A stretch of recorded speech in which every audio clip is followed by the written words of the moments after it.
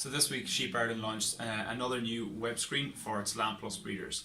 This web screen is called Off-Farm Sales, and what this allows breeders to do is to remove animals from the flock that have been sold or that have died throughout the year.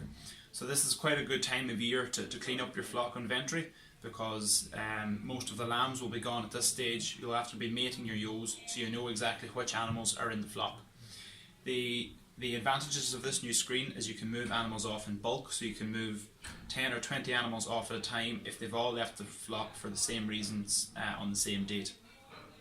So it can be anything from going to the factory to selling animals for breeding, or animals that have just died on the farm throughout the year.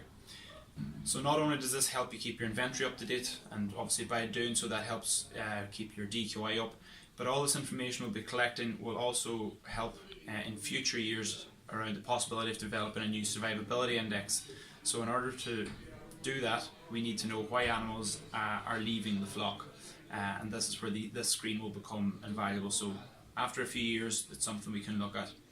So that's the new Off-Farm Sales screen, can be found under the Management tab.